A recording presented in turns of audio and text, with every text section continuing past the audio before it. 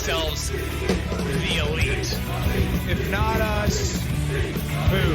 A little bit of the bubbly. And if not now, when? We don't care about race or gender or sex or religion. If you're an elite athlete, we want you. This is an official declaration of war. Change the world. We are going to change the whole universe! This is what you call a paradigm shift. This is a family! This is a revolution! We can never stop! All elite wrestling.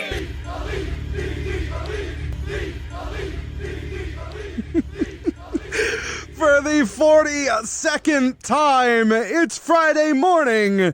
And you know what that means? It's time for the next chapter of the only professional wrestling podcast that is changing the world every week. This is Seeing the Elite, an AEW podcast. I am your host, Bryce Reed. I am joined by my friend, my co-host, my tag team partner, Mr. Jonathan Davis. What's up, dude? If you're joining us for the first time, welcome. Jonathan and I are two friends, fans, lovers of professional wrestling who are here every single Friday morning with all the latest news from All Elite Wrestling. Thanks to our EVP, Chris Genro, and our supporters on Patreon. We have made it here to the Roaring 20s. It's a new year. It's a new season. It's a new decade. And it's a new era. Not. Huh? It's actually not. Next year's the decade. Don't nerd me with that nerd shit, okay? Hey, I got big nerded round with the number, nerd that's shit. a new fucking decade, bro. I agree. I'm with you. I got hit with it this morning, and it was like, one of my coworkers was like, it's not a new decade. And I was like, fuck you, it's not. It's 2020, Yeah, new decade. bro, that's zero. We're zeroed out. That's new, dude. Yeah. Also, it is a new decade from 2000, the beginning of 2010. It's a new decade. The calendar didn't begin with year zero. I guess, but 2015 is a new decade from 2005. Bitch, get at me. Tell that bitch to get at me. Get that guy from your work, call him a bitch, tell him to get at me. I mean, I call him a bitch daily. It doesn't change much. And it's a new era of Seeing the Elite, which means it's never been a better time to join all our coolest friends and contribute to our Patreon. This is going to be an amazing year for the show, and Patreon is the best way that you can help us bring the world's greatest AEW news show every single week. Subscribers get a ton of awesome perks within our community, as well as bonus episodes, access to show notes, and getting to watch us record the show live. We hope that you'll consider joining our inner circle, patreon.com/Seeing the Elite. This is not a sports entertainment show. It's an entertaining sports show supported by fans like you from all over the world on YouTube, iTunes, Spotify, podcast services everywhere. Subscribe, review, give us 5 stars, just like Meltzer. It makes us feel so sweet. Jonathan, how sweet? Too sweet, buddy. Facebook. Just think. For 17 cents a day, you can watch us fuck up live. We got to do it. We got to do it in the, we got to put something together, editing wise. Facebook.com/Seeing the Elite. Twitter @Seeing the Elite. If you really want to be in with the crew, which we had so many people last night in the chat, it was unmanageable. I was like, at what point do I have to put slow rules on this fucking chat? It was crazy. So many awesome people in there talking about AEW. It was an absolute blast. Tiny URL. I was doing my best to troll. It wasn't working. tinyurl.com/Seeing the Elite. That's tinyurl.com/Seeing the Elite. We'll get you an invite to our Discord server where you can communicate with us, communicate with AEW fans from all over the world, communicate with our champion, equals Scorpion 1. JD on the time codes, as always, but we're going to move forward. I think before we go into the quote, man, it feels like Jonathan hates it because he has to like actually keep time codes now. It feels like a year has passed in just a week off. You're telling me, man. Dude, I was sitting there.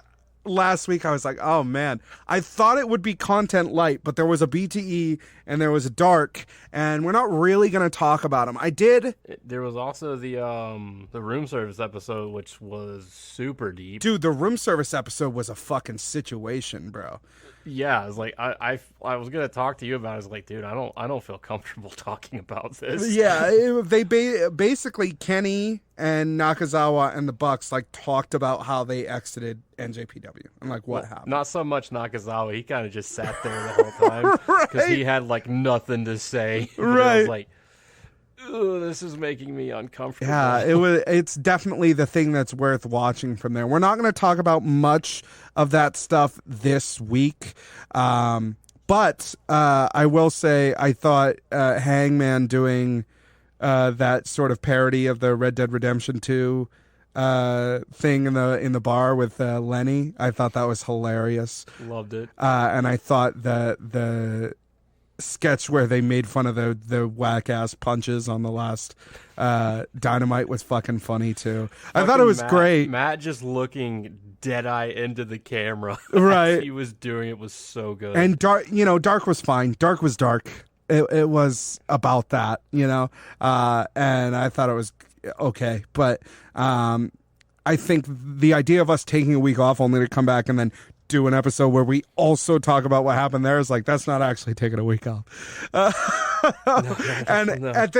this point with this show, because we do this show every week and it's important for us to do this show every week, but I think taking that last week before the holiday, between Christmas and New Year's off, just for our own sort of work-life balance is important, and so I want to maintain that.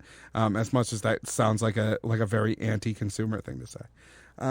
Yeah, and it's going to be extra important for us next year as we're both going to be in Boston next year. Right. So we're really not going to have time to do a show because I know I'm going to be punishing my liver next year. So on that weekend. While we missed things, I didn't think we missed anything super paramount. No, definitely not. Because if something like super important had come out, I was gonna pop in and record something real quick. Right. I know you had thought about doing the same if it was in the time before you left. So, and that's always going to be the case. If something really like breaking news because John Cena signed with AEW, whatever, we will pop on and do like a quick 2-3 minute whatever. But right, it's not difficult for us to record from the road anymore like it used to be. So yeah, but it's got to be something like game changing big. And they just didn't do that over the holiday, which is cool. And it's nice. And so an FYI for the future, just before we move forward, that we're probably going to maintain that moving forward, the holiday, Christmas, New Year's holiday, that 1 week we're just not going to do anything. And I guess we could bag something and do, but like I don't want yeah, we could have dropped like a later version of like one of the special episodes. Right, we could do that, but that's not cool. I don't like it when podcasts do that. It feels shitty. Yeah. So I don't see us doing that. And the other big thing is like when we are both traveling, we will have travel logs instead of regular episodes. Right. So. But I hope that you all had a lovely holiday and were able to keep yourselves at least somewhat updated when things are important that were talked about during the week, because there are a couple of things that came out during last week that then had bigger ramifications on this week. We will talk about them, but we're going to start, as always, with a quote. Quote, "There's a romantic way to look at the ratings and say, here we are, it's the late 90s again. Every Thursday, let's check them." It's fun to look at the ratings, but I know internally we're not having any pep rally speeches. Our concern is not NXT, and I believe NXT's concern is not us. If anyone is going to succeed, we cannot be a reactionary brand. One really good positive takeaway that the ratings war doesn't show is that there is a lot less crossover between the fan bases. There's a lot less of the turning the channel between one and the other, and that means that there's a lot of people just watching wrestling on Wednesday nights. Making wrestling destination programming again is cool. I think a lot of us have pushed back on less is more with what we actually do in the ring, but the approach to TV is very true. It creates the feeling that everything we are putting out for you in narrative is really important. Our titles, the fact that we only have the men's, women's, and tag team champions at this point, we make the most important thing from the company standard. When you approach it from that, you're able to put things on a pedestal more and make things mean more from a narrative standpoint, end quote. That's from Cody Rhodes. The two things he's pointing out here are really important, and that's that within the 2 hours, people think 2 hours, and there have been times when they're rushing for it. They're kind of settling in now to really only doing 5 matches. They've really hit that sweet spot. Yeah. They may do 6. Right. But when they do 6, like, one of them's really short. Like when they go more than 5, it's because they're including squash matches. Right. And even then, they could probably do 2 squash matches and 3 long form matches, which is kind of a little bit what they did last night. Right. But they've really hit that sweet spot of how they're going to present the content. As for the quote, I really agree with what he's saying, and I've been at the point, we're week 12 or so, maybe longer than that. I don't even remember anymore. I don't care about the ratings. I think it's a pointless big dick contest. Yeah. And that means absolutely nothing, and even less than normal big dick contests. I agree with Cody. People are watching wrestling on TV. There's competition. That makes me happy. That means that wrestling will continue to grow and survive for at least another 5 years.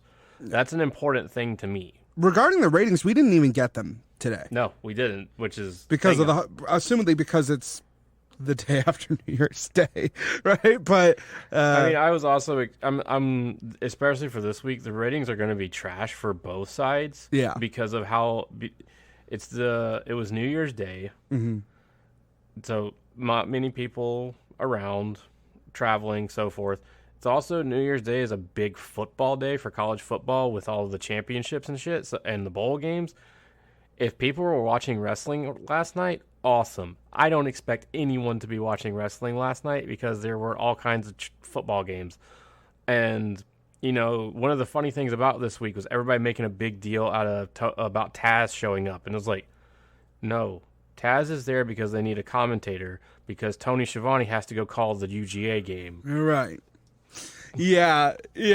Oh, man, are we going to talk about that? Because that was a blast this week, everyone. Oh, man. He was going to become general manager. He was going to usurp Tony Khan. He was going to fight a dragon live on TV. Everybody had their own fucking ideas, right? I would have been down for fighting the dragon. That means Drago was coming. It'd be great.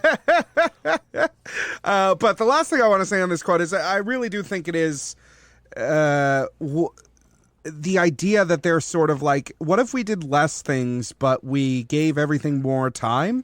I think is the right way to go. Rather than trying to find something for everybody to do on TV every week, right?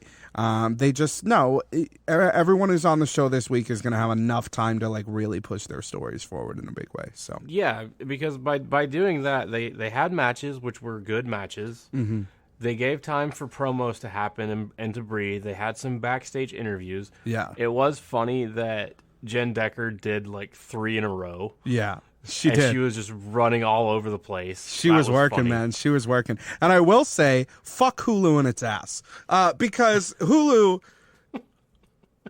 decided that they would. I know it seems like I've completely jumped the ship here, but oh my God, send me a fucking email that's like, oh man, hey, you know how you pay $46 a month? What if now you pay $56 a month and we're not adding anything? So it went up $5. I am finding a different solution for watching AEW because that's outrageous. That's an outrageous price hike. Netflix doesn't price that hike that bad, and they price hike pretty bad. So, yeah, goodbye Hulu. I'm going to find anything else to do besides that because I'm already paying like near top dollar as far as these internet services go. I think, but only YouTube is more expensive. than YouTube also has less content than Hulu at this point. Right. Sure. I mean, the benefit of if Hulu, I cared, the benefit of Hulu is that you also get regular Hulu, right? Yes. So absolutely. you also get that stuff. The problem is I don't really give a shit. I mean, that's fair. I'm not going to be sitting here and advocate 100% for Hulu. I mean, Right. I get it. I don't blame you. I will keep Hulu because I enjoy the hell out of real Hulu. Mm-hmm. So that's a benefit for me. For sure.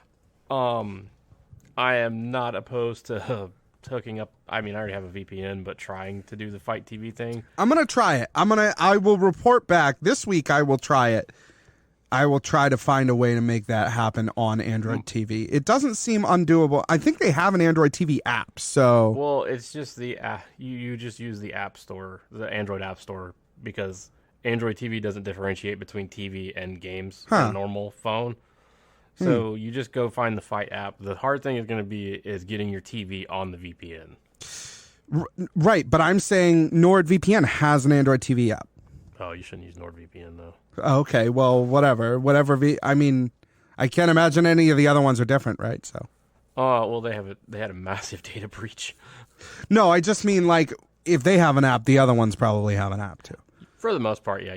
Most of them do. But even then, I could try to do it from my phone, you know. There are ways I can try to get on there. Because people are right. Like, the picture-in-picture doesn't suck that much. And if I felt like Hulu was actually contributing to the ratings or whatever, then I would probably stay on Hulu. But it's not.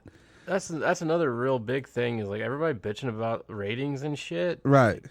None of, like, any of the streaming services don't count. Yeah, and so I'm not contributing there. I'm paying a lot for this service, and I'm getting, like, the whether or not it's, like, I don't think the ads are that invasive, but, like, it is an inferior form of the product regardless, right? So if I can get the better version, I'll get the better version. That said, this week's episode of Seeing the Elite is going to be a little shorter than the other ones have been in the past, and that's due to a couple reasons. First, there was no Being the Elite at all this week, and Dark was like a year-end clip show thing. And again, I didn't fucking watch that. I considered going back and recapping last week's stuff, but fuck it. It's fine. That said, we will be starting a new segment on this show next week in this space, just after quotes. AEW has moved its rankings release time to Wednesday morning, which means we can they're actually like usable on this show, which they haven't been in the past due to our release schedule. So each week following quotes, we'll be breaking down the rankings for each division before we go into talking about Being the Elite. Yeah. Well, let's put a little, star on that. If we get them. Sure.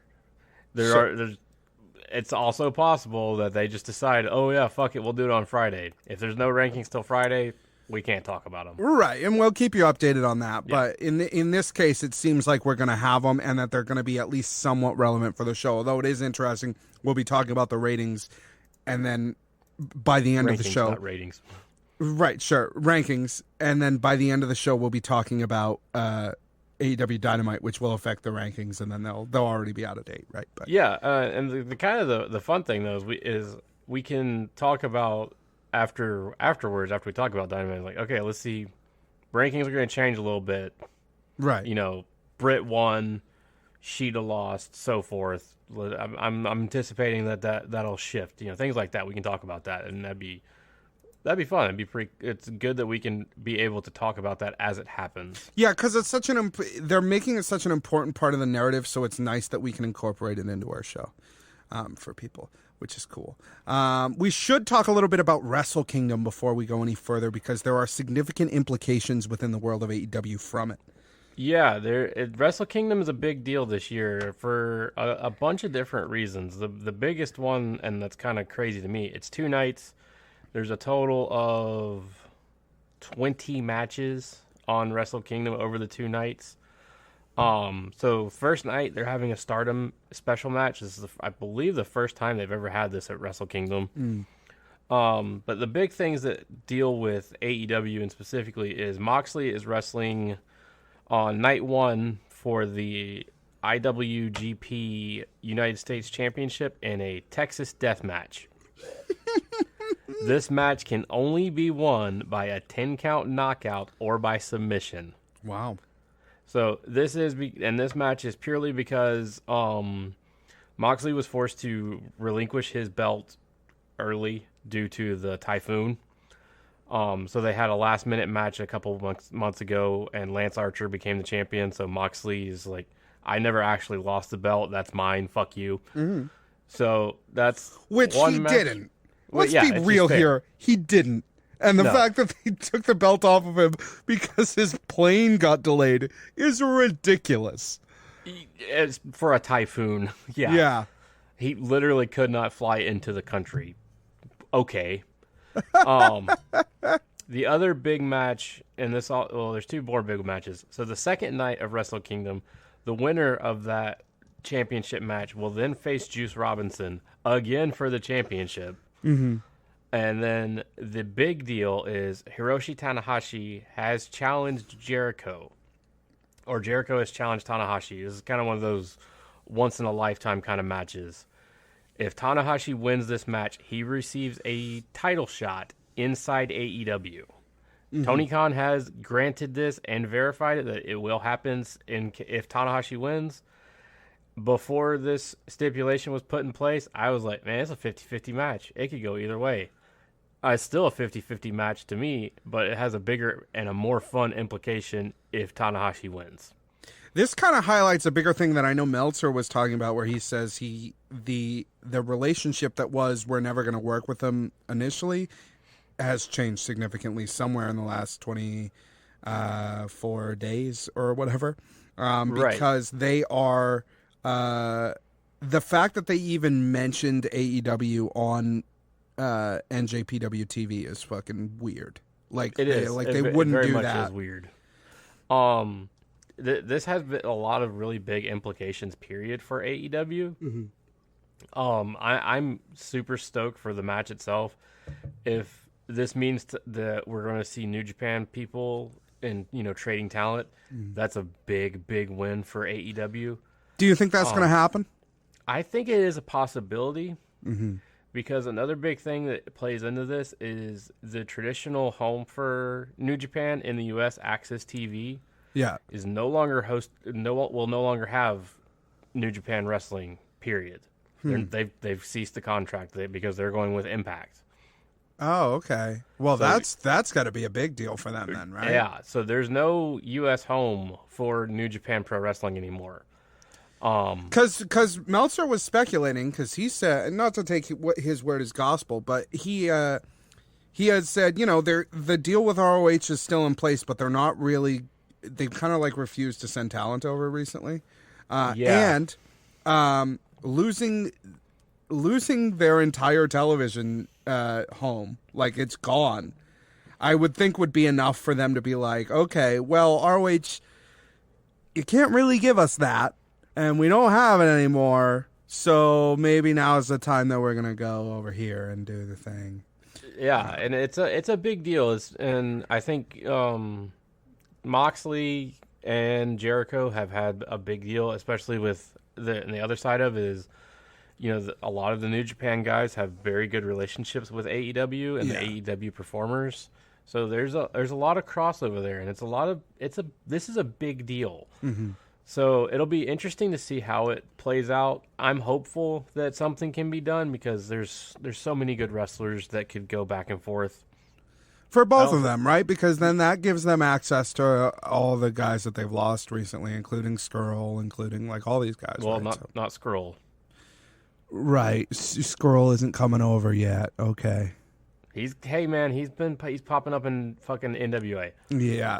I mean, I read we'll see. Like an in-depth thing on that, and Skrull's going to AEW. It's a fucking foregone conclusion. He's just playing the field right now because he can't show up on TV anywhere officially. He's just doing the thing, man. He's playing around a little bit, and then he's going to go over. It's fine. Yeah. But yeah, New Japan would be the big winner here. Yeah. If we're being honest, because they're the ones who lost the most in the AEW transition. Mm-hmm. AEW didn't really lose a lot because they built talent up and have grabbed talent from other places. But I'm sure Tony and Cody and the Bucks are kind of salivating at the hope of getting Okada and Tanahashi and Well, that's Naito. That's the sitch, right? So like NJPW definitely has the most to gain, and they always have on this deal. I honestly believe that. I honestly believe they always have, because yes, what AEW is going to get out of it is big Japanese stars who are going to give them great matches, which means something. But in the world of U.S. professional wrestling, it doesn't mean that much. And if you don't believe me, ask anyone you know who used to watch and doesn't watch anymore. They won't what they won't tell you they miss is, oh man, I loved all the great in-rings, the great matches that I watched, and will tell you specific details about the match. No, they missed The Rock. Yeah. They missed Stone Cold Steve Austin. People watch wrestling for stars. It's not about story. It's not about wrestling. They watch it for stars. It's the personality. Right. To tune in every week and be like, what the crazy thing is The Rock going to say this week or do this week? The matches are great, and having great matches is a good thing about your show. Storyline's the same deal. But at the end of the day, the most important thing and the thing that's going to get the most people behind you is stars. New Japan Pro Wrestling could use those stars, and AEW will have an opportunity here, I think, if it does end up happening, to create worldwide stars out of people who've already proven that they can be stars in Japan off the strength of their wrestling, off the strength of their look and the way they do things. But I think New Japan Pro Wrestling has more to gain here, whereas AEW really is just getting talent to have more great matches. Yeah, I mean, even if it just ends up being Tanahashi, Okada, and Naito that come over, that's a big win. That's all you need. Kota Ibushi. Right, and it'd be cool to have Ishii as well, you know. I don't know if American broadcast television could handle Ishii. I don't think half the locker room could handle him, man. But we'll see, man. We'll see. Hopefully, he pulls the upset and Jericho goes down and we start to see this bridge of talent between the two companies, because I think that'd be, we've talked about it since literally the beginning of this show. It would be a really, really big deal. Or fucking Kip Sabian would be replaced. Now, I will say the people who are most excited, I think, by the idea of New Japan stars coming over to AEW are the people who are already watching AEW anyway. Yeah, so absolutely. It's really more just galvanizing your own base, more than it is freaking out casuals or anything like that. They won't give a shit. If they cared, they'd be watching New Japan Pro Wrestling, right? But, yeah, I mean, it's gonna make semi-casual fans who's semi-casual but kind of hardcore, like my dad. My dad'd be stoked as hell for this. Mm-hmm. But much more than that, this is for AEW fans, and I'm sitting here and thinking about it, man, Pentagon versus Okada for whatever. Yeah. Holy shit. Yeah, it just became a bigger world, right? And I think it's the right move for both companies, especially New Japan Pro Wrestling. I mean, we've talked since the beginning, ROH, that's a rough deal to be locked in. And I understand their culture about, stay with the person who brought you to the dance or whatever, but, get out. go work with AEW, because there's just so much more for you in that deal. Unfortunately for ROH, it's kind of it's like Tony's just sitting in a room and he's got a big box of money, and then he's like, "Hey, look, I have a cake too. You want the cake too?" And then he points over it. "Hey, look, here's a supermodel." It's just he just keeps giving them more reason, and they're just sitting there and with ROH with just a big old plate of liver in an empty room, Yeah. With no money. AEW Dynamite Homecoming. This is number 13. TV number 13. Aired on January 1st, 2020. That's going to be so weird, dude. Yeah. I don't know if I'll get to the end of this year without still writing 2019 at the end of shit. Probably won't. Off topic. Have you been keeping up with the Twitter storm that boiled out of AEW last night? Is it from Joey Janela? Yeah. We're going to talk about that when we get there. Oh man, the guy, I just found another one and it's so good.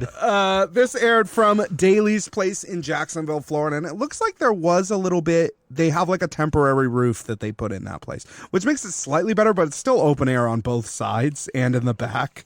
No, that was there when we were there. Okay. That said, it's still outdoors. it looked people looked fine. No one was like wearing jackets and shit, surprisingly. So, but that's Florida for you. The show cold opened with a video that they released prior to showtime on social media. It's sort of a compilation of footage intercut with the voices of the EVPs as they work their way to asking the big question that has been on everyone's minds this year, which is, are the Elite still elite? This is kind of a we shall see tease for the match that is slated for the main event, the Elite versus Lucha Bros and Pac. From there, we go directly into Daly's Place, which looked awesome. I mean, it was the same exact setup almost as Fight for the Fallen. It did seem like the audience complained less about being able to see the action, which is nice. Not as much. We had a couple of people in Discord talking about it, and it falls into the same problems that were there last time in that this is not an arena built for this type of show. Right. You cannot put something on the floor, the pit, the orchestra pit, and expect the, the amphitheater to see it instead of being on the stage, because the seats in the amphitheater are pointed at the stage. Right. They're built to see the stage, not built to see the orchestra pit. Right. Right. So it is what it is. I'm kind of hoping that if they want to stay in Jacksonville, that's cool. This is not the best place. I think it's a fine place. I think the best part about it is the look, is that it looks different than other places, because it is different than other places. Yeah, and there's the other benefit of it's free. Right. For them. The best thing for the viewer, I mean, is that it looks different on camera, which is nice. Taz is on commentary this week. There was this big flurry of expectation that Taz would be brought in some on-screen GM capacity, right? Or as somebody's manager or something like that. And it turns out, thankfully, because everyone's ideas, quite frankly, were fucking ridiculous, that he's just here to cover for Tony Schiavone. Everyone was like, oh man, he's going to be the GM, and then they're going to have an on-screen heel that they can interact with who runs the thing. And I'm like, bro, that doesn't seem like really played out to you. Like, I have a big enough problem with it when WWE still doesn't. And I'm like, guys, you've been playing this same tune for 20 fucking years, bro. Longer than that. Yeah, 30 years almost. Like, come on, man. I would not be upset if they put a general manager or something in place in AEW. I'd be fine with that. They need some form of an authority figure, in my opinion. But it has to be an authority figure who is neutral, not like Vince or Stephanie or Shane, who are like, clearly they're out for themselves. I think even that's a slippery slope, and it just takes the focus away from the fucking performers. Like, can we just have this show, like, instead of like somebody marching into the backstage to have an argument with, imagine Dana White or something like that, right? Like no. Well, that'd be dope though, because he'd bitch slap people. But yeah, completely agree. I don't need it. I don't need it in my life. People have been like, oh, it gives you more story opportunities, and I guess that it does, but it sickens me how fucking close it is to just being WWE. I think they need to do something like similar to like how in the first few weeks Moxley ran into Tony's office. Right. That you need some form of an authority there. Sure. And even if it's like occasionally Tony comes out and makes a statement, or they do like Moxley running into Tony's office, whatever, it's more just like you need that person to know, okay, that's the boss. Right. Yeah, because I'm going on this diatribe, but also it never bothered me when Dario Cueto did it, you know? No, so. As long as it makes sense, it's fine. It's when you start, like, going down the rabbit hole and like, oh, I got to run back here and and get this match done and blah, blah, blah. And then the authority figure is taking up more screen time than the performers. Yeah. That's when it becomes an issue. When the authority figure is there to move from one segment to the next, it's fine, which is exactly what Dario did. Right. Cody Rhodes versus Darby Allin was the first match on this show. From there, we move into this sort of classically fucking weird video package for Darby Allin. That's pretty cool. Yeah, it was. It was cool. It was very strange. He skateboards through a mansion with a picture of Cody's face taped to his face, and then enters with some guy named Rake. He's a musician. That made no sense. He's a musician from a band called Ghostmain. And upon seeing this guy, I was like, okay, he's like, they're like a Slipknot type thing. Oh no, they're so much worse.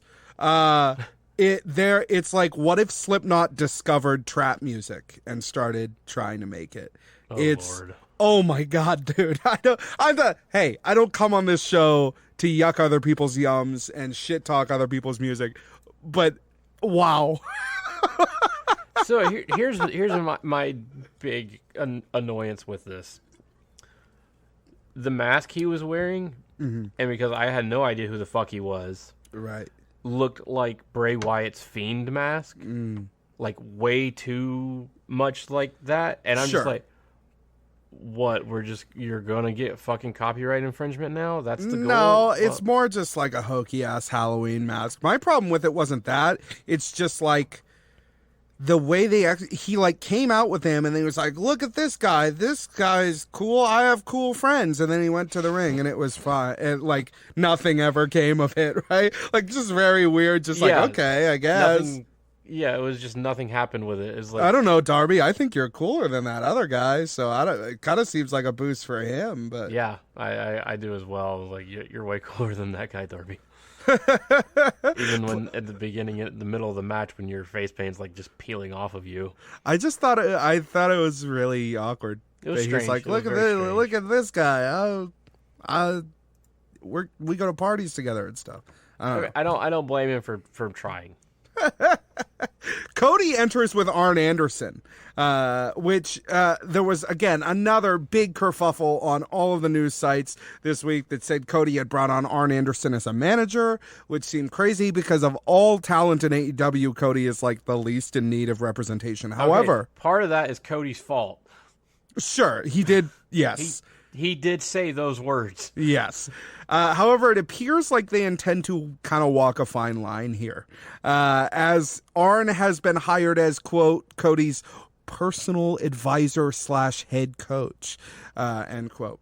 Yes, he's mainly is signed on for a coach for AEW. Sure, but specifically will accompany Cody to ringside. And the meaning of this seems merely to give Cody more options when it comes to finishes, which makes sense because he did it forever with Brandy, and then he did it with MJF when he was with MJF, and then he must have done a couple of matches and been like, I really do like having someone on the outside to kind of have more tools finish-wise. So yeah, and DDP's busy. Yeah, I guess. So I think that's the idea behind Arn, and they kind of solidified that with this match, which I thought was fucking awesome from both guys. Agreed, and plus just having, Arn Anderson just showing up is just fucking great. That I honestly thought throughout the whole match that they were going to go do a second Broadway through like most of it. The match was long enough that they did not present it commercial free. This first match, they actually did have to take a commercial break in the middle of this match. I really, really enjoyed this match because it was awesome. Dude, so much amazing shit in this match. Yeah, there was too many moves to like really count, but like they were both. Like, you can clearly see that first match. Cody's not taking Darby lightly anymore. Right. And Darby's going for broke because he's faced some of the top talent, so I got to win this. Yeah, he did an Avalanche Code Red that was fucking unreal. He did the coffin drop on the apron, It was just a fantastic match, in my opinion.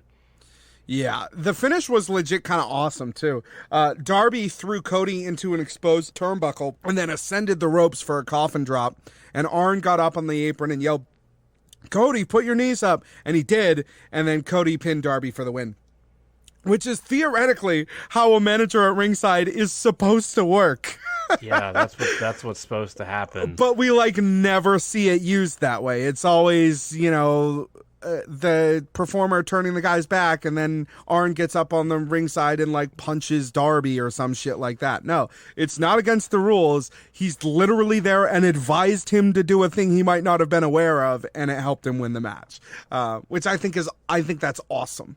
That they are, if that's how they're going to use him as a manager, I think that ultimately Cody made the right decision here in bringing him on. Absolutely, because this is a role that Arn has done for 40 years, right? So there's no better person to do this. Yeah, and I thought it was really cool to see the finish to the match be oh right, that's what a manager is supposed to do for a client, not just stupid shit. After this match, SCU had a promo with Jen Decker, who looked awesome, and who, again, worked all night on a bunch of different people. She was literally running all over the place last night because she did the interview with SCU, and then she ran backstage up into the Jag Stadium, I'm assuming to Shad's office. Because of just looking at what was present, that's clearly Shad's office. And then right back out to backstage and doing another interview in a different location. Yeah, she was running all over the place. Yeah. It was very, very funny. So she does this interview about SCU being tag champs, and they make a bunch of football references, Sammy G enters and says that he thinks Proud and Powerful are hot on SCU's heels, and then he laughs at Daniels for being a third wheel with, quote, nothing to show but wrinkles on his face and a terrible win-loss record, end quote. Sammy thinks Penta is right and CD doesn't have it anymore. CD says if Sammy is curious, he'll find out next week. He then licked his thumb and rubbed it on Sammy's camera lens, which is baller. Classic. That's some cool guy shit. I love that. We then move into Riho versus Britt versus Nyla versus Shida. This match was supposed to be Riho versus Statlander, but Statlander had obligations at AAW, I think, and Bar Wrestling. Bar Wrestling was the big one. It was both of them because AAW was New Year's Eve. Bar Wrestling was New Year's Day. The big deal was she was okay foregoing those commitments. Tony and backstage said no. Follow through with what you promised to do. We don't mind. We will reevaluate our plans because it would have put AAW and Bar Wrestling in kind of a pickle, not having that talent. Yeah. Counterpoint, I think that's fucking dumb. I agree. I think it was a dumbass idea because they fucked up. They did this big deal about number one contender when they could have just foregone it entirely. Because I had people coming up to me who knew I was an AEW guy, right, at Throwdown, where I was this past weekend, saying hey, what do you think of this big, what the fuck, were they, do they not know people's schedules or something? What's the deal with this? Because it made them look like jackasses. It really did. And it's fine, I understand, good guy AEW, letting AEW do their thing and letting Bar Wrestling do their thing, but you got to think at some point it's hey, yo, you're fucking up our plans that we just kind of threw together half-assed. Well, no, yes, but you got to think at some point you're okay, I understand that you have obligations at this other place, but hey, other places, deal with it. I'm sorry, but we're asking this performer to come and play at fucking Fenway Park, and it's no, I can't because I got a show at fucking TT the Bears or some shit, right? It's I'm sorry, move on. Different because TT's doesn't exist anymore, but sure. Sure. It was the Middle East downstairs, right? Yeah, it's so it was AAW was fine with it, perfectly fine with it.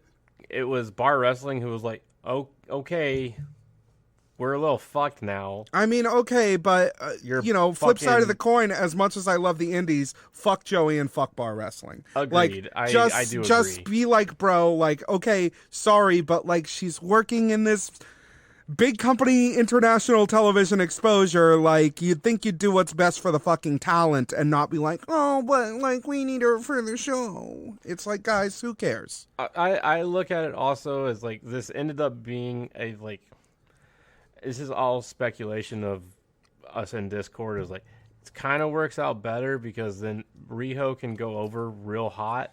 It does. And counterpoint to all the mean shit I just said. Counterpoint to that, they can just do the show the next week. Right. And, like, this gets Riho over really hot because we all knew she was going to win. Right. And then they can, and this is the speculation part, they can take the belt off of Riho because it's been a shit show of a championship and put it on Chris Statlander. They're not going to.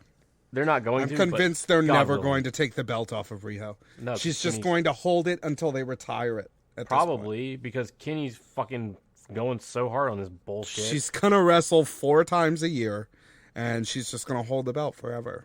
I don't think so. I think they will take the belt off her, and I don't agree with putting it on Statlander if that's the case. I think they should put it on Shida, or I mean that Shida would be my preference.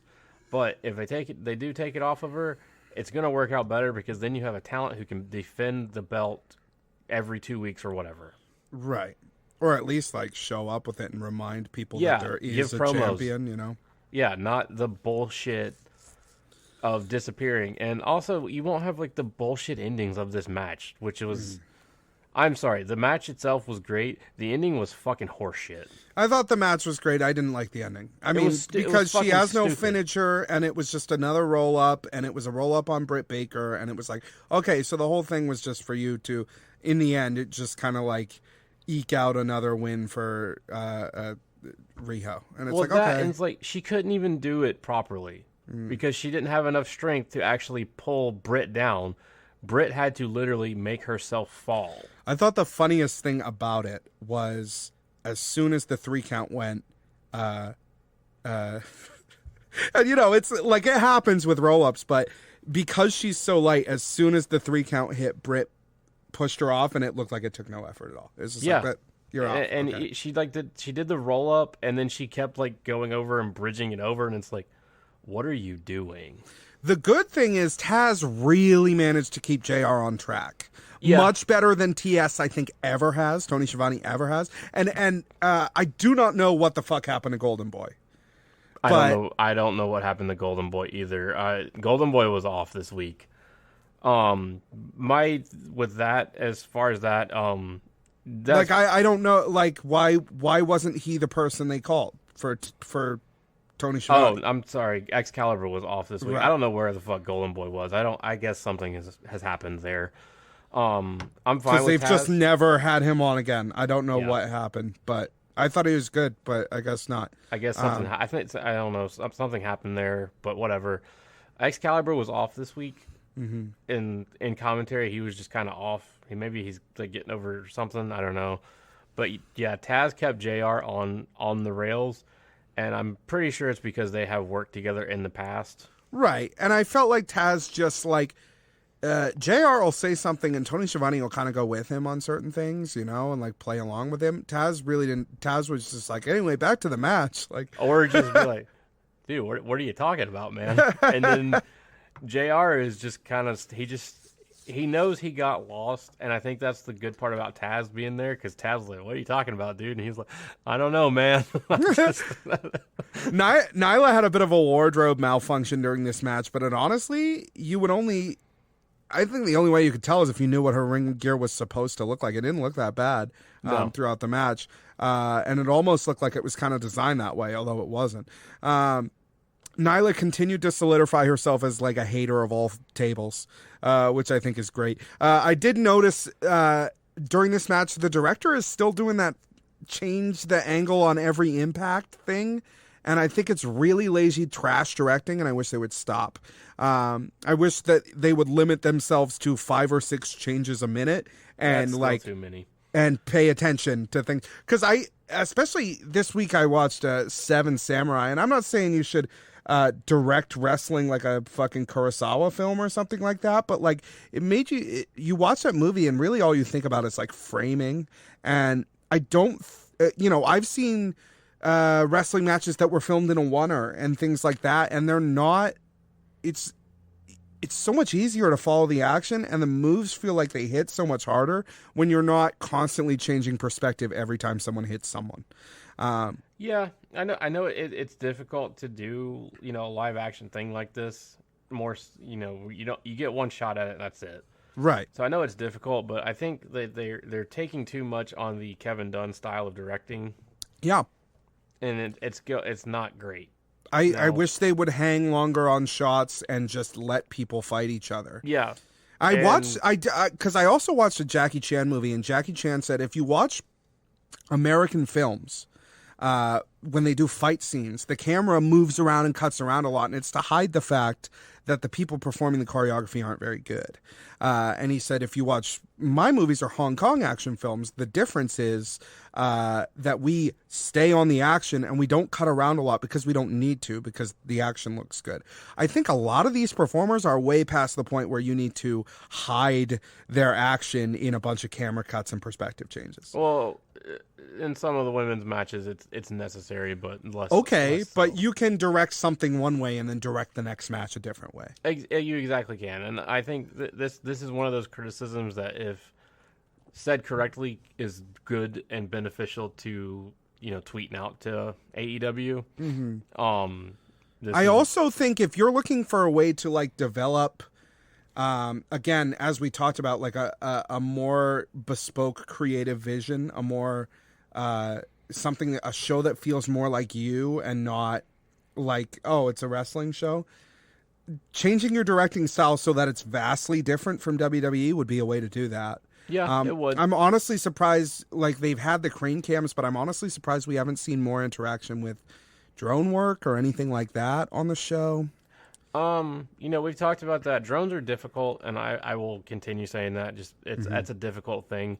They do use a lot more of the post cams, which is great. Those are good angles at times. Sure. WWE has those on every single week, and they never use them ever.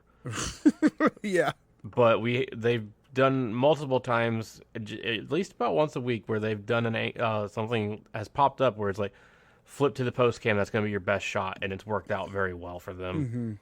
Mm-hmm. So yeah, they're doing their best. I think this is what a good criticism to pull to AEW, and this isn't the kind of stuff that chased Matt and Nick off Twitter. Right. I guess that was kind of the big news that happened this week, was them leaving Twitter, but like, good for them. Talk about it. Fucking good for them, dog. Yeah. Like, they got they got so much toxic shit. And they're still on Instagram and they're still on YouTube. Yeah. Good. Get off Twitter. Don't invite a platform into your house for people to just yell mean things at you. Yeah. Over and over again. Fuck that. Who needs that in their life? And that was their thing, was they were like, look, it's a drain on us. It's a drain on our families. We don't want to do it anymore. So we're going to go. Bye. We're out. Good. Yep. Good for them. So again, Riho won with her patented, I guess, roll up on Britt Baker, which, I mean, that and her foot stomp from the top are like her moves, right? But God, that looks so pathetic. I'm sorry, it did. It looked so pathetic. Like, oh, there's a child jumping off the top rope and doing a foot stomp. And she hit it on, I think she hit it on Britt too, or it may have been Nyla. It's like, you didn't do anything at all. Yeah, it looked fine. I mean, it looks as fine as it ever has, right? But like, again, it's what we've talked about before in the past with her, where I feel like her moveset is the moveset that a much bigger person than she should have. Yeah. Unfortunately. And then Nyla fucked her up and put her through a table. And the story on commentary was like, oh, she's going to have to fight Statlander next week. What kind of condition is she going to be in? So they're going to do like a Riho was weakened thing for Statlander to take the belt from her, hopefully. Which I'm fine with any way that it happens, quite frankly. Next, the bad boy starts an interview with Marvez. and he has an immediate painful reaction, and I thought it was the start of a kidney stone angle for Janela. Yeah, I can confirm have made that face and sound when have kidney stones. Which it didn't end up being, unfortunately. Turns out instead, just imagine if that's his gimmick, that he has fucking kidney stones. He starts wrestling starts wrestling a match, and then he's just like, right? And he has to stop. So it becomes a race against time with his kidney stones every match. Especially after all of these like massively hardcore matches and so much punishment he's done to his body. He's like, I can't wrestle, my dick hurts. Turns out instead that it was just Penelope Ford hitting him in the nuts from behind, and then Ford and Sabian walk off smugly as Janela writhes on the floor. And there's the back and forth on Twitter, which is what Twitter is useful for wrestlers is pushing angles forward when they're not on TV. It's gotten so fucking savage. Yeah, she was like, I'm surprised I was even able to find it. Now Kip Sabian's is really easy to place, right? And then he was like, hey, this dick got you a job, right? And then some other guy was like, maybe he's some guys are growers and some guys are showers. And she was like, he's neither. And then the one I just found is like, it's on Penelope's account. And he's like, hey, champ, Kip here. Sorry, but Penelope can't make it to the phone right now. Her hands are full. And in parentheses, so is her mouth, if we're being honest. Hope your mom's making you something nice for dinner. Remember to eat your vegetables. It's like, oh my God, dude. Wow. That's fucking savage. That's gross. I just hope he tweets him back, ew, dude. That's my ex-girlfriend, you dick. Even if it wasn't, that's very brazen. We then move into a Dark Order vignette quickly, where they were talking about really just kind of recapping last week. Well, it got weird. Yeah. At the end, like he's talking, or at the beginning, he's talking to the Exalted One. Like, that's interesting. Yeah. We'll see. We'll see where that goes. It's probably Vampiro again. It's not fucking Vampiro. You think everyone that's like a hooded figure is Vampiro? It's got to be Vampiro again. It's Vince. It was Vince the whole time. Yeah, the guy in the Nightmare Collective is Vampiro. It wasn't Vampiro. I never said that. All right, Alejandro said that, but I was like, it can't be him. There was no head tattoos. Yeah. Trent with Chuck Taylor and Orange Cassidy versus Jon Moxley. A surprisingly competitive match between these two. It was honestly a great match, because we walked into this and I was just like, oh God, Trent's going to die and this is going to be so sad. Chuck said about the same on Twitter. Sent out, haha, he's going to kill you. Yeah, Trent's like, what the fuck, man? It was an awesome match, I thought. Great to see this match given a lot of time for them to just work, too. It felt like we're watching, it can kind of feel like on other shows, okay, this is just a means to an end for the story, right? This felt like, oh, no, there was a significant portion of this match where it's like, oh, we're just watching a wrestling match between these two guys. And they're having plenty of time to just do whatever they want, basically. And Mox did have a Band-Aid on his elbow the whole time. He's had that on his elbow. Which makes me fucking nervous. But that's fair. He's had that elbow since he came back, or that Band-Aid since he came back. I'm imagining it's because that area is still a little susceptible. Right. So why not?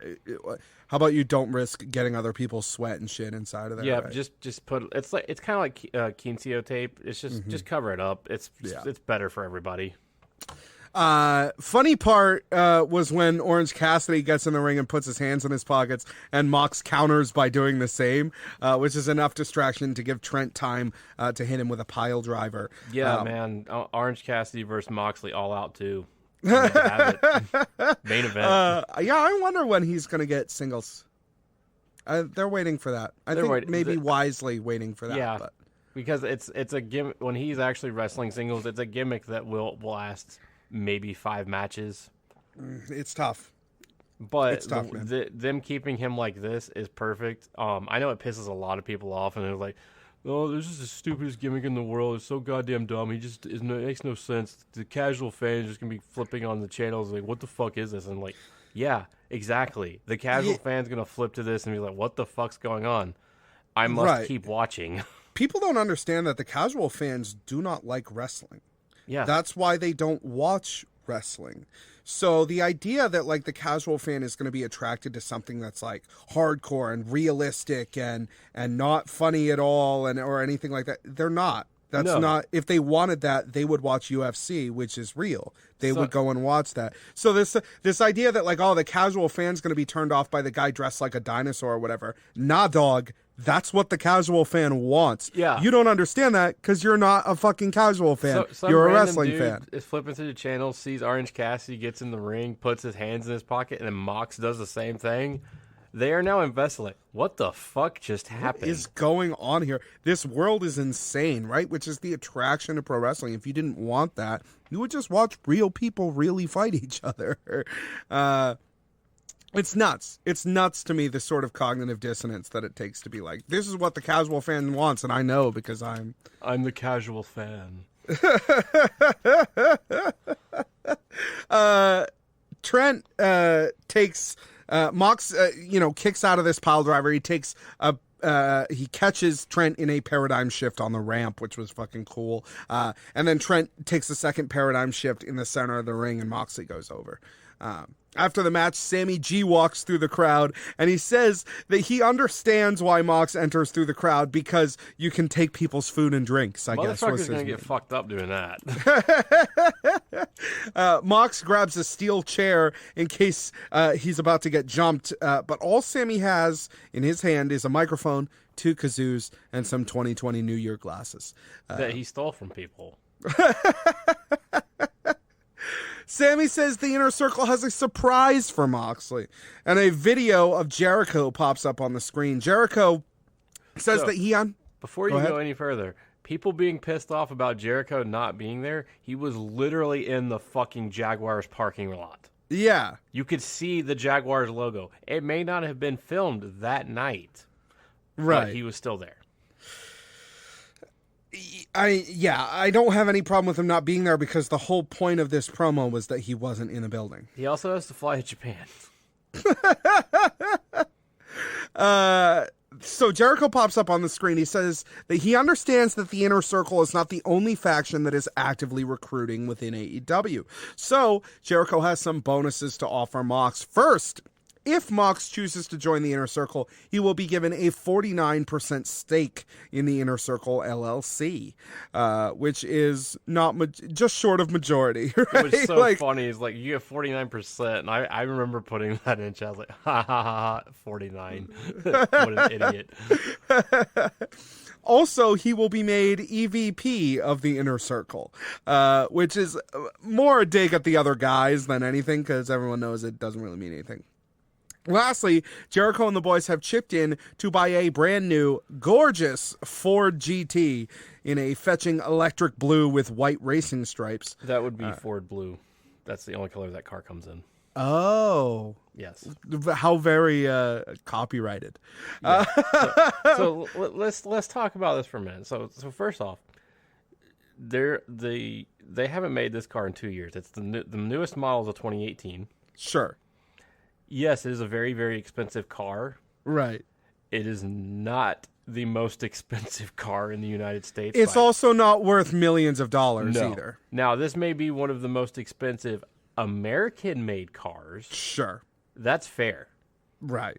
And the condition of getting to use it might have been to have said that it's the most expensive car probably, in America. Or more, this is more likely, they just took Shad's car. Or Tony's for that matter. Yeah. It's an exaggeration that it's millions of dollars. The base model sells for like $500,000. You can probably get it to $1 million. You gotta try though. With additions, but it's not millions of dollars for that car. It's not. It's $500,000. It's not a fucking Bugatti. Right. But that said, it's a very expensive, very, very nice car. If you're going to use it basically for like track racing.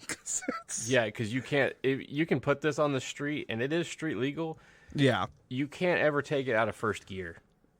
Well, it's street legal. You can never take it out of first gear, and it's really low to the ground. So, like, you'd really only want to use it on roads that you know aren't going to be a problem. Yeah, it's the car you're driving around to the club till that you look like a big hard ass. Right. But like that's the real problem with all these sports cars is like they have so much horsepower and they're so fast that you literally can't change gears in them. So you're actually harming the car by driving it.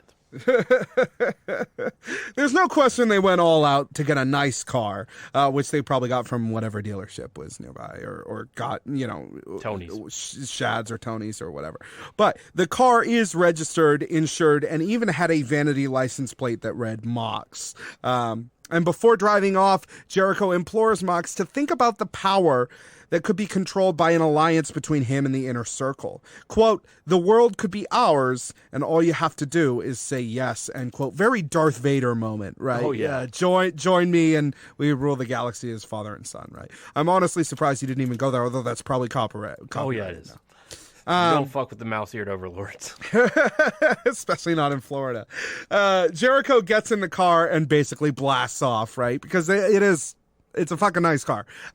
Mox takes a mic and says, all fancy and expensive cars aside, I've always considered Chris Jericho a friend and a mentor. And out of respect, Chris, I will give you my answer in person next week. And the whole world is going to find out what's in store for 2020 next week. Next week, they're in Mississippi. They're in Mississippi. Oh, no, they're in Tennessee. No, it's in Mississippi, but Okay. It's just outside of Memphis. All right. And that's where they're going to find it out. Now, of course, Jacksonville was not pleased when he said, I'll tell you next week. Of course not. They had every right to be pissed off. Right, because they had advertised that he was going to give the answer this week. And then he was like, no, I'll do it next week. Yeah, man. That did annoy me because that's some straight WWE bullshit. Yeah. But such is life. Sammy G then cuts an awesome promo on cards. Like he did last week, but he cuts this promo about on Dustin Rhodes about how they broke his arm. He's trying to get some chick on Instagram to hit him up. He's trying to get he's like, Mox, hit us up. I thought that was fantastic. As we move into Dustin Rhodes versus Sammy Guevara, and which I thought was a strong match, but probably the low light of the night for me. Still great, kind of unremarkable. I love that it got plenty of time, and Dustin hitting Sammy with that Canadian Destroyer on the apron was fucking nuts. I'm just more happy that Dustin's getting time to show that he's still a hard-hitting talent and can still work these matches. Sammy, but it's all just like throwing people in the way so that they don't have this Hager match yet, and I'm like, just put... He's the world's greatest wrestler, and he's just sitting at ringside, and he's not wrestling, and I'm like, what are we doing? Pay-per-view so that we can put it into this goddamn bullshit. You say that, but I'm probably going to lose again. My confidence is completely shaken. I don't care. I will be speaking with your fucking brother. This is ending, and there will be no more stipulations that directly affect me. This is you two and y'all's bullshit. I thought the finish... We have to beat my fucking dad. Yeah, I thought the finish was fantastic, though. Hager comes in behind Remsburg's back and hits his patented finisher, his signature low blow, which I love. I love that they made that his thing. It almost makes me feel like he intentionally got that fucking match thrown out to get this move over. No, but he intentionally did that in the match because he knew he was going to get his fucking head kicked in. And now it's like his finisher is kicking people in the dick, and I love it. Then Sammy took the pin off of that. I thought it was the perfect way to move the story forward, even if it does feel a little bit like when you get to a Dragon Ball Z episode and you're like, really? He's still on Snake Way? Really? Can't you just get there? I told you, watch Kai. Dude, I can. I got to see the whole story, even if half of it's bullshit. Yeah, if you watch Kai, you get the whole story. Following this is an awesome backstage with Private Party. They're doing an interview with Jen Decker, and did I say that she looked awesome this week yet? You did, and she did. She looked fantastic. When Hangman slides into the background to fix himself a drink. The fucking shirt, man. Which, yeah, awesome shirt. The shirt's been like the most popular thing from the episode all week. I don't know, the thing when he popped up on commentary and it's just like Adam Hangman Page has been drinking. Did it say that? Yeah.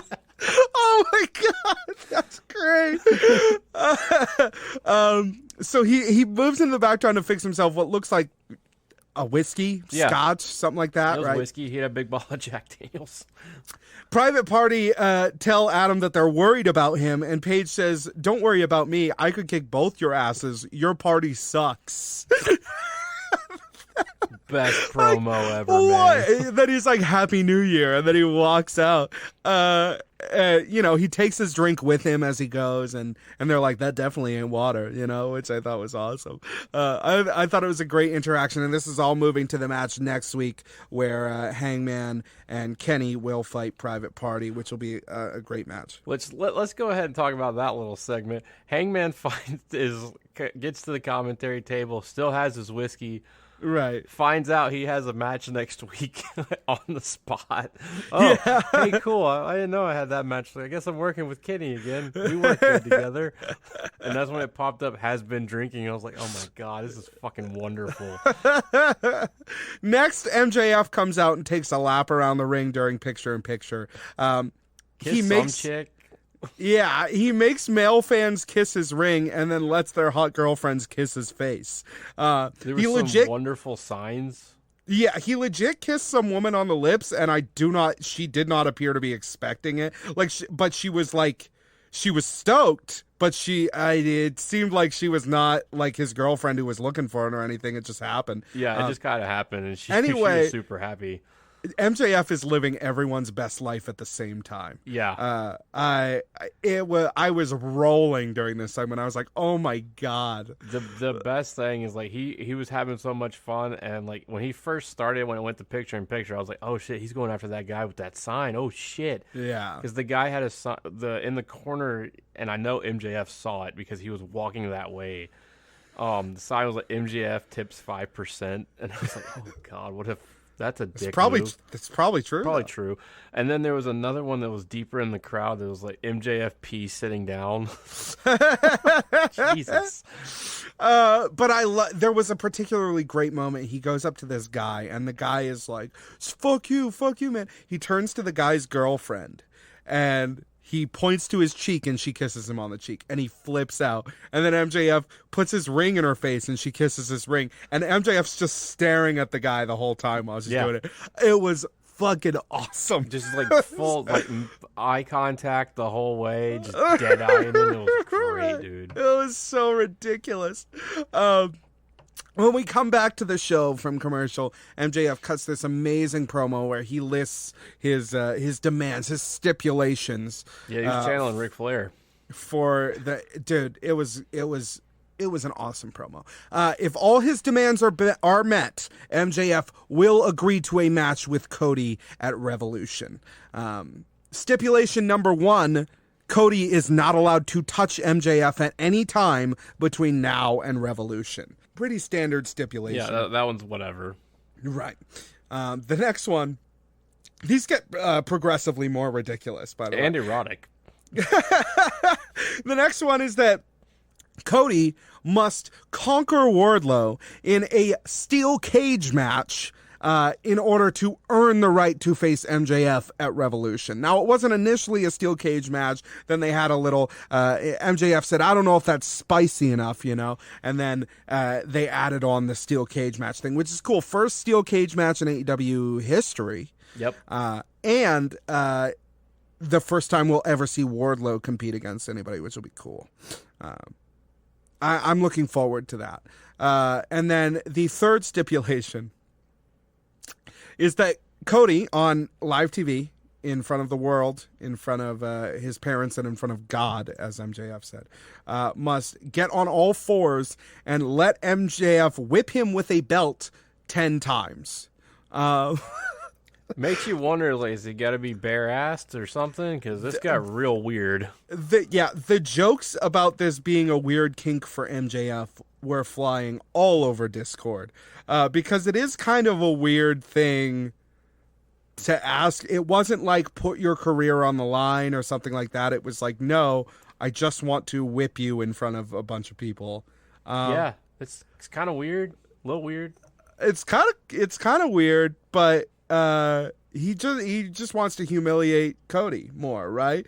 Like, and what's more humiliating than like you have to sit there while I just beat you? Maybe like wearing a that stepdad. fucking scarf. Just a thought.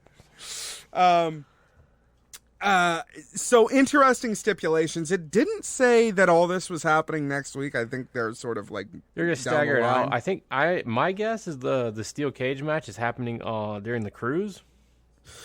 That's my Maybe assumption. that'd be cool. Because that would be cool. like the best time to do this. It also give them enough time to build to the Revolution match. Right. Yeah. We'll see. Maybe it's in Atlanta. That'd be fucking dope. That'd be sweet, bro. That's a while out though, right? Are they coming to Atlanta before or after Revolution? Before that's like the week. It's not the go home show, but it's the week before that. Commentary then, of course, welcomes Hangman to the table, drink still in hand, and then Jurassic Express cut a promo that kind of recaps what happened 2 weeks ago, and they express their excitement over the records resetting, as they did supposedly at the top of the show, although maybe next week. The whole time, Luchasaurus has to hold Marco back so that he won't try to hug Jen Decker. I don't know if anyone picked up on this, but there were several times that he like went to hug Jen Decker and Luchasaurus had to pull him back. Yeah, which I because his think face is tit high. And because she looked amazing in that dress. Yeah, like, but are wouldn't we? you want to hug her in that dress? If I your was face sitting. was boob high. Dude, even then, my face is definitely not boob high on Jen Decker, but I was like, man, I really want to hug Jen Decker right That's now. I fair. don't know what it's about, but I mean, he had a little bit of an it was ulterior so funny. motive. It was so funny. It really was. I laughing my ass off that he has to hold Marco Stunt back, and there was a point where she even like was like, "What the hell was that?" And Yeah. like, and Luchasaurus is like, "Whatever." Just keep talking. Just keep talking. The music then like ran over Luchasaurus's end tag about life. He did "Life Will Find a Way," right? And the music just ran over it and like fucking ruined it, and it was really awkward. And really unfortunate. There and was then that, and then they talked about the tribute thing to Legends of Memphis Wrestling, which will be interesting. next And week is a then- tribute to Legends of Memphis Wrestling. Does that seem weird to you? No, Is it just trying to get more olds to watch the show? slightly, but it's also because they will be in one of the old Memphis arenas. Like, okay, but yeah, like, it is trying to get. does the 18 to 35 demographic really give a fuck about seeing No. the King again? I don't think. No, the King's not showing up. Yeah, oh, is he still under contract? Yeah. So why are you having a fucking I don't know. It's Memphis wrestling reunion with Jerry the King Lawler? weird. It's weird. That's fine. But the music running over this, and then commentary not knowing who the fuck is giving interviews at this point. This 5-minute segment right here was such a clusterfuck. The music then runs through and almost completely ruins a promo by Britt Baker to Riho, which is just as well because it was fucking terrible. Yeah. Anyway, but the commentary was like, okay, we're going to flip to Jen Decker, who's giving an interview with Riho. Not Jen Decker at all. It was fucking Marvez again. But yeah, the music is still playing and you can't hear anything. And it was probably for the best, but it was very... This is the kind of thing that detractors are going to point out. I was really mad that the music went through the promo, and then I went back and watched the promo again for notes, and I was like, that promo was awful. It was, but it's also like, that's a colossal production fuck up. And I agreed with her points, too. Like, she was making the point that, like, yo, I'm here every week, so, like, how come you're not here every week? You're the champ. But you it was suck. just delivered really poorly. She's just a fucking necromancer, man. I don't know what that means, but I assume it's like a sexual thing. No, because like they were posting pictures from the AEW like New Year's party. Yeah. And then there's Adam Cole in the background.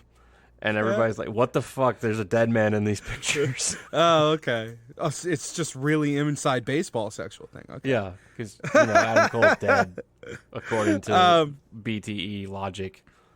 The main event was the Elite versus the Lucha Brothers and Pac, which fucking rocked. This match slayed, dude. Dude, so goddamn 15 good. minutes, man.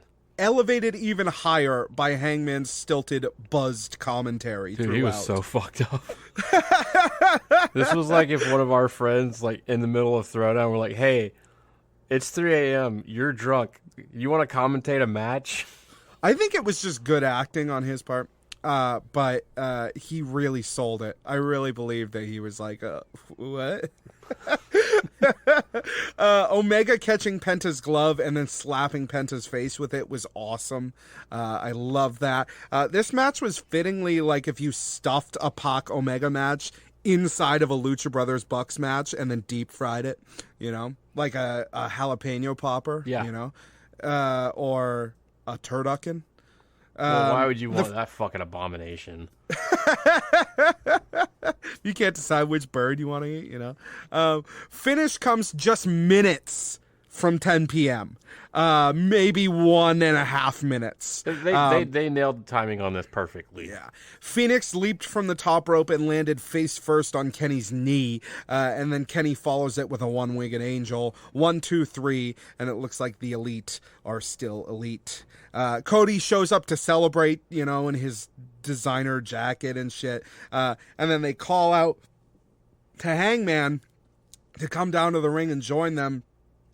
And he refuses. He's like, no, you guys are good without me. I'm doing my own thing, even though I'm tagging with Kenny. Which I did think was funny on the commentary. Someone was like, oh, you're kind of on the outs with the Elite, huh? And he's like, yeah, I thought so, but like I'm tagging with Kenny now, so like kind of. Yeah. Just still drunk.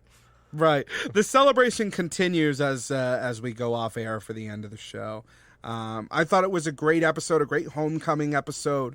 It didn't really feel like a reintroduction to the show, more of just, we're going to continue and we're going to continue to have really great shows in this interesting arena and stuff. And I don't want a reintroduction anyway because I'm watching the show, right? It doesn't, but it didn't feel like a season premiere in the way that I think the post pay-per-view episodes will feel like season. Yeah, premieres. it needed a little bit of the season premiere feel.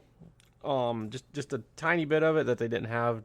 Mainly, like, they needed to really drum up resetting the records. It's a new year. It's a new everything. But they did. Yeah, they didn't talk much about it. They only really mentioned it in the promo with Luchasaurus. And I think that was kind of Jurassic like Express. the big failing point in my mind. But it's not. And that fuck up with production. But such is life.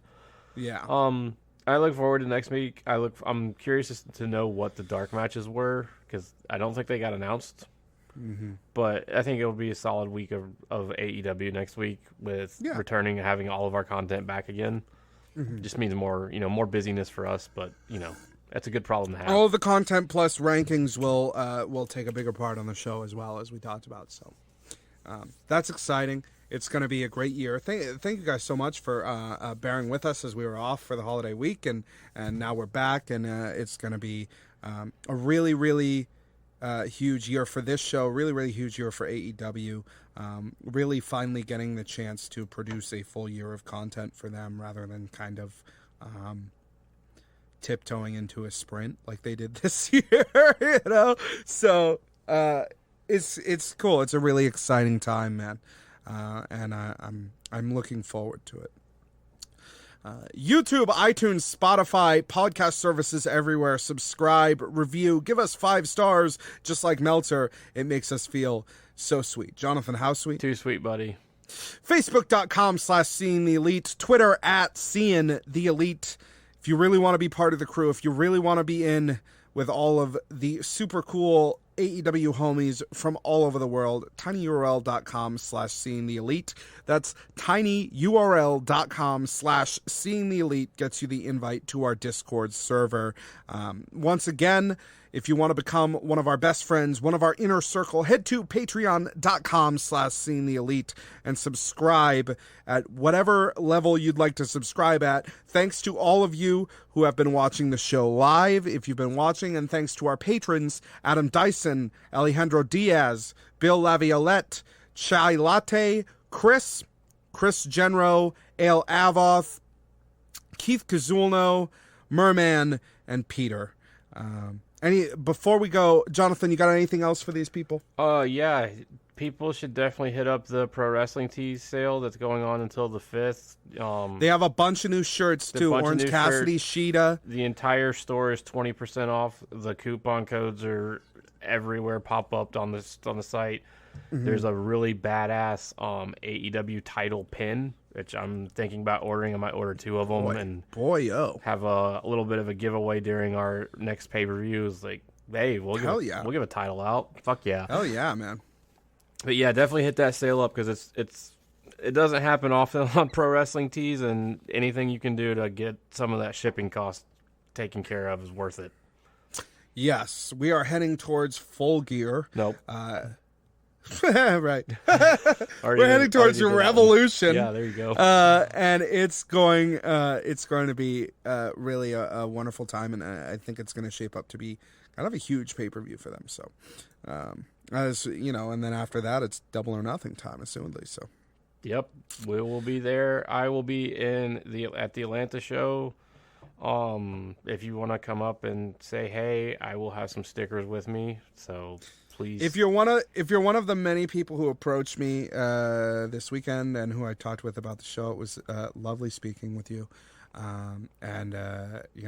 We're in Boston every Christmas, so don't be a stranger. Yeah, that'll always be until the Boston stop having shows, and then we're gonna be super goddamn depressed that year. Other than that, we're gonna get out of here. Thank you so much for joining us on another episode of Seeing the Elite, an AEW podcast. The new year starts now. Go out and change the world.